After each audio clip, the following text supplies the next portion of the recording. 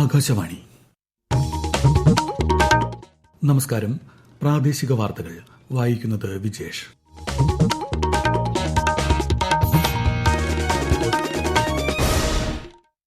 പ്രധാന വാർത്തകൾ.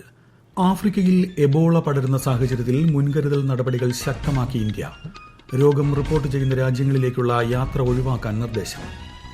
കേരളം വ്യവസായ സൌഹൃദ സംസ്ഥാനമെന്ന് മന്ത്രി പി.കെ. കുഞ്ഞാലിക്കുട്ടി.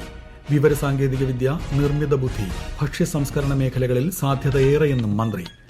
കോഴിക്കോട് ജില്ലയിൽ ഒരു കുട്ടിക്ക് കൂടി ഷിഗല്ല രോഗം റിപ്പോർട്ട് ചെയ്തു. പ്രതിരോധ പ്രവർത്തനങ്ങൾ ഊർജിതം. ബലിപെരുന്നാൾ പ്രമാണിച്ച് സംസ്ഥാനത്ത് 27, 28 തീയതികളിൽ പൊതു അവധി പ്രഖ്യാപിച്ചു. എല്ലാ സർക്കാർ പൊതുമേഖലാ സ്ഥാപനങ്ങൾക്കും വിദ്യാഭ്യാസ സ്ഥാപനങ്ങൾക്കും അവധി ബാധകം. സംസ്ഥാനത്ത് ഒറ്റപ്പെട്ട ശക്തമായ മഴയ്ക്ക് സാധ്യത. 7 ജില്ലകളിൽ ഇന്ന് മഞ്ഞ ജാഗ്രത. കേരളം, കർണാടക, ലക്ഷദ്വീപ് തീരങ്ങളിൽ മത്സ്യബന്ധനത്തിന് വിലക്ക്. IPL ക്രിക്കറ്റിൽ ഇന്ന് 2 മത്സരങ്ങൾ. മുംബൈ ഇന്ത്യൻസ് രാജസ്ഥാൻ റോയൽസിനെയും കൊൽക്കത്ത നൈറ്റ് റൈഡേഴ്സ് ഡൽഹി ക്യാപിറ്റൽസിനെയും നേരിടും. വാർത്തകൾ വിശദമായി. ആഫ്രിക്കയിൽ എബോള രോഗം പടർന്നു പിടിക്കുന്ന സാഹചര്യത്തിൽ മുൻകരുതൽ നടപടികൾ ശക്തമാക്കി ഇന്ത്യ. കോങ്കോ, യുഗാണ്ട, ദക്ഷിണ സുഡാൻ എന്നീ രാജ്യങ്ങളിലേക്കുള്ള യാത്രകൾ ഒഴിവാക്കാൻ കേന്ദ്ര സർക്കാർ പൌരന്മാർക്ക് നിർദ്ദേശം നൽകി. നിലവിൽ ഈ രാജ്യങ്ങളിൽ താമസിക്കുന്നവരും യാത്ര ചെയ്യുന്നവരുമായ ഇന്ത്യക്കാർ ജാഗ്രത പുലർത്തണമെന്നും പ്രാദേശിക ഭരണകേന്ദ്രങ്ങൾ നൽകുന്ന ആരോഗ്യ മാർഗനിർദ്ദേശം കർശനമായി പാലിക്കണമെന്നും വിദേശകാര്യ ആരോഗ്യ മന്ത്രാലയങ്ങൾ അറിയിച്ചു. ഇന്ത്യയിൽ ഇതുവരെ എബോള കേസുകളൊന്നും റിപ്പോർട്ട് ചെയ്തിട്ടില്ലെന്നും കേന്ദ്ര ആരോഗ്യ കുടുംബക്ഷേമ മന്ത്രാലയം വ്യക്തമാക്കി. കേരളം വ്യവസായ സൌഹൃദ സംസ്ഥാനം തന്നെയാണെന്ന് മന്ത്രി പി.കെ. കുഞ്ഞാലിക്കുട്ടി. വിവരസാങ്കേതികവിദ്യ, നിർമ്മിത ബുദ്ധി, ഭക്ഷ്യ സംസ്കരണം തുടങ്ങിയ മേഖലകളിൽ കേരളത്തിന് ധാരാളം സാധ്യതയുണ്ടെന്നും അദ്ദേഹം പറഞ്ഞു. വ്യവസായം തുടങ്ങുന്നതിനുള്ള നടപടിക്രമങ്ങൾ ലഘൂകരിക്കാൻ കഴിഞ്ഞ സർക്കാർ കുറേയേറെ കാര്യങ്ങൾ ചെയ്തിട്ടുണ്ട്. ഇക്കാര്യത്തിൽ കൂടുതൽ നടപടികൾ സ്വീകരിക്കുമെന്നും വ്യവസായ മന്ത്രി മാധ്യമപ്രവർത്തകരോട് പറഞ്ഞു. സംസ്ഥാനത്ത് നിലവിലുള്ള മെഡിക്കൽ കോളേജുകളുടെ എണ്ണം വർദ്ധിപ്പിക്കുമെന്നും സൌകര്യം മെച്ചപ്പെടുത്തുമെന്നും മന്ത്രി കെ. മുരളീധരൻ.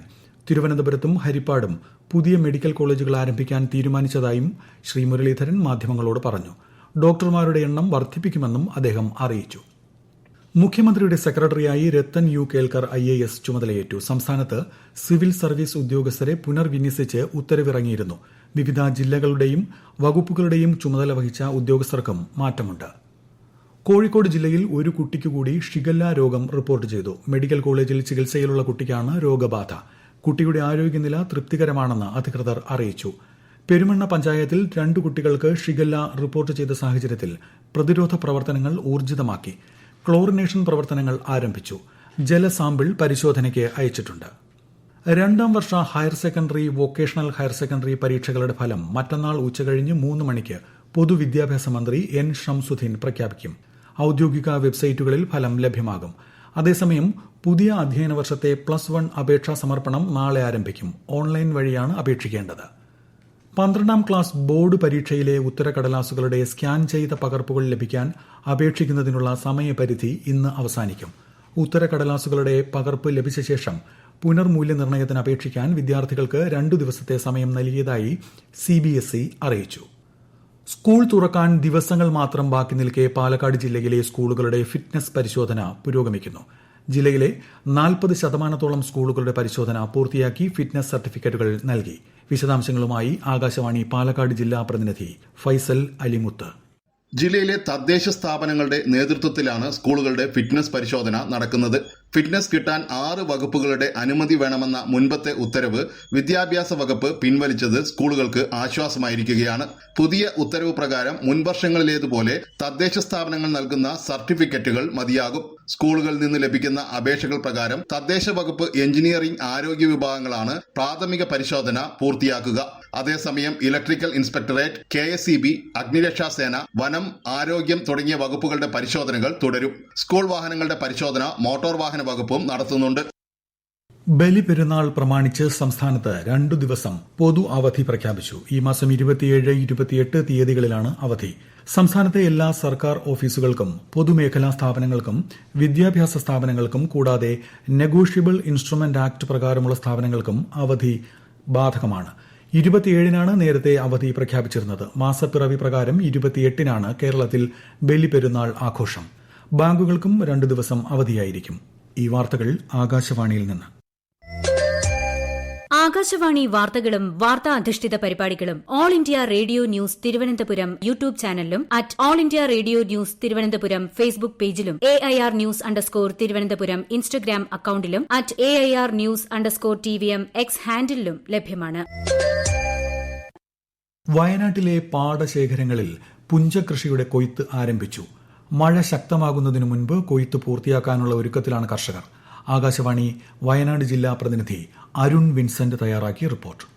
പുഞ്ചകൃഷി ചെയ്യുന്ന ജില്ലയിലെ അപൂർവം പാടശേഖരങ്ങളിൽ ഒന്നായ വേമമ്പാടത്ത് ജലസേചന സൗകര്യമുള്ളതിനാൽ തന്നെ 210 ഏക്കറിലാണ് കൃഷി. 1 ഏക്കർ കൃഷിക്ക് ഏകദേശം 3 ലക്ഷം രൂപയാണ് ഉൽപാദന ചെലവ്. 1 കിൻഡൽ നെല്ല് 3000 രൂപയ്ക്കാണ് സർക്കാർ സംഭരിക്കുന്നത്. വളത്തിന് വില കൂടിയതും ഇടയ്ക്കിടയ്ക്ക് പെയ്ത ചെറുമഴയും കർഷകരെ പ്രതിസന്ധിയിലാക്കിയിട്ടുണ്ട്. മെയ് മാസത്തോടെ കൊയ്ത്ത് പൂർത്തിയാകും. കൊയ്തെടുത്ത നെല്ലുകൾ ഉണങ്ങുന്നതിനും സംഭരിക്കുന്നതിനുമായി പ്രത്യേക ഒരുക്കങ്ങളും കർഷകർ പൂർത്തിയാക്കിയിട്ടുണ്ട്. സംസ്ഥാനത്ത് ബുധനാഴ്ച വരെ ഒറ്റപ്പെട്ട ശക്തമായ മഴയ്ക്ക് സാധ്യതയെന്ന് കേന്ദ്ര കാലാവസ്ഥാ വകുപ്പ്. ഇന്ന് പത്തനംതിട്ട മുതൽ തൃശൂർ വരെയുള്ള ജില്ലകളിലും മലപ്പുറത്തും ലക്ഷദ്വീപിലും മഞ്ഞ ജാഗ്രതയാണ്. ശക്തമായ കാറ്റിനും മോശം കാലാവസ്ഥയ്ക്കും സാധ്യതയുള്ളതിനാൽ ഈ മാസം 27 വരെ കേരളം, കർണാടക, ലക്ഷദ്വീപ് തീരങ്ങളിൽ മത്സ്യബന്ധനത്തിന് വിലക്കേർപ്പെടുത്തി. കനത്ത മഴയെ തുടർന്ന് ആലപ്പുഴ ജില്ലയിലെ താഴ്ന്ന പ്രദേശങ്ങളിൽ വെള്ളം കയറി. ദേശീയപാത പുനർനിർമ്മാണം അടക്കമുള്ള വികസന പ്രവർത്തനങ്ങളും കായലോര ടൂറിസവും പ്രതിസന്ധിയിലാണ്. കൂടുതൽ വിവരങ്ങളുമായി ആകാശവാണി ആലപ്പുഴ ജില്ലാ പ്രതിനിധി ആർ രവികുമാർ. ആലപ്പുഴ ജില്ലയിൽ ഇന്നലെയും ഇന്നുമായി കനത്ത മഴയാണ് ലഭിച്ചത്. താഴ്ന്ന പ്രദേശങ്ങൾ വെള്ളത്തിലായി. റോഡുകളിലെ കുഴികളിൽ വെള്ളം കെട്ടി നിൽക്കുന്നത് യാത്ര ദുരിതപൂർണമാക്കി. ദേശീയപാത നവീകരണമടക്കമുള്ള വികസന പ്രവർത്തനങ്ങളെല്ലാം സ്തംഭിച്ചിരിക്കുകയാണ്. അമ്പലപ്പുഴ, ചേർത്തല താലൂക്കുകളിൽ കടൽക്ഷോഭവും തലപൊക്കിയിട്ടുണ്ട്. കുട്ടനാട്ടിലെ താഴ്ന്ന പ്രദേശങ്ങളിലുള്ള 100-ലധികം വീടുകളിൽ വെള്ളം കയറി. കായലോര ടൂറിസം മേഖലയെയും മഴ ബാധിച്ചിട്ടുണ്ട്.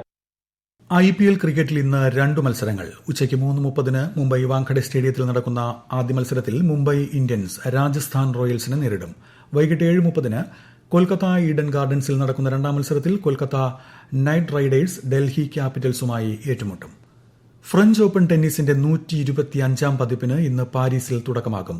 പുരുഷ സിംഗിൾസിൽ 25ാം ഗ്രാൻഡ്സ്ലാം കിരീടം ലക്ഷ്യമിട്ടാണ് ഇതിഹാസ താരം നൊവാക് ജോക്കോവിച്ച് കോർട്ടിലിറങ്ങുന്നത്.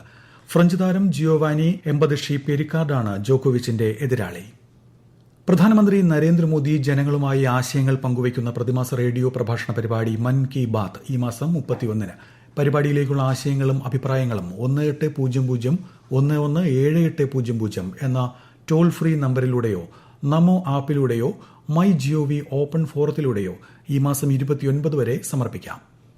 പ്രതിഷ്ഠാദിന പൂജകൾക്കായി ശബരിമല നട നാളെ തുറക്കും. 26-നാണ് പ്രതിഷ്ഠാദിനം. അന്നേ ദിവസം രാത്രി 10-ന് നട അടയ്ക്കും. സ്വർണ്ണവിലയിൽ മാറ്റമില്ല. പവന് 1,16,640 രൂപയും ഗ്രാമിന് 14,580 രൂപയുമാണ് ഇന്നത്തെ വില.